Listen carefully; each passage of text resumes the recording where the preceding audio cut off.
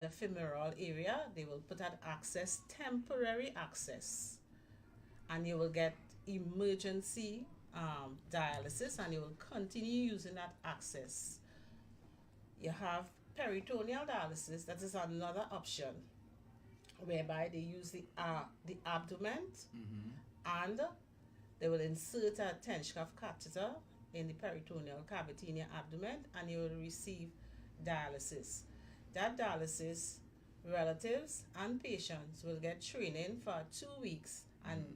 you will be able to go home after you get training, and the government provides all the consumable in order for you, and a machine also, in order for you to do the peritoneal dialysis. Now, whilst you are on hemodialysis, Mm-hmm.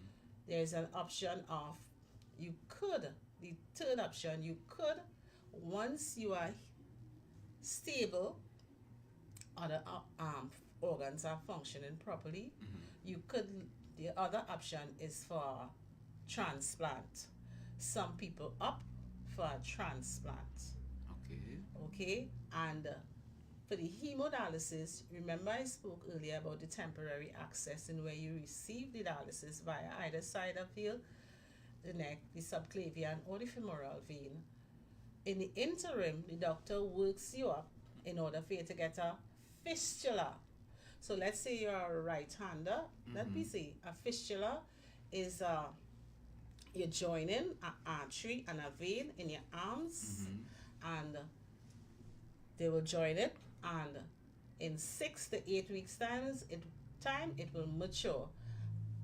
Therefore, you wouldn't need any of the access via the neck or the Oh. subclavian or the femoral vein to have dialysis. You will have it via the hand, where they insert and need two needles every time you come for dialysis, and you will receive dialysis there.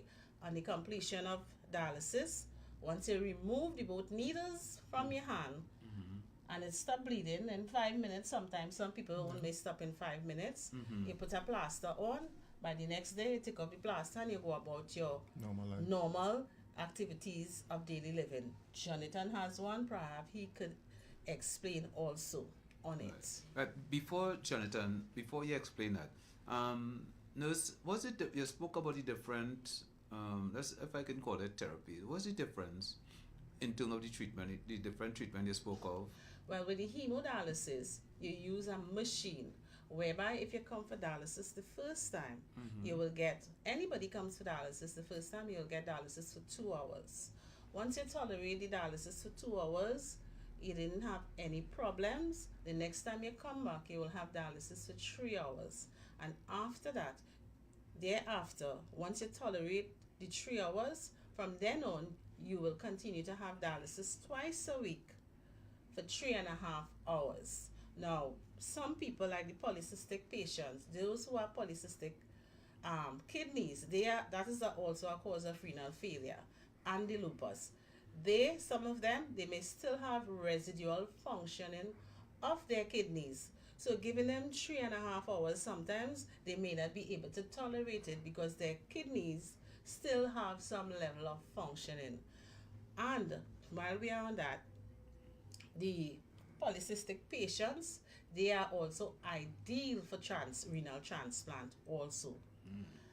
They they are ideal for renal transplant. The other one is the peritoneal dialysis, where they insert a tension catheter, and after a few weeks it matures, Mm-hmm. and they will teach you and show you, the nurses on nephrology 16B will show you and what to do, and also a family member how to do your dialysis at home. And as I stated before, everything is provided for you, the machine, the fluid, the everything, medication, everything is provided Mm-hmm. by the government for you.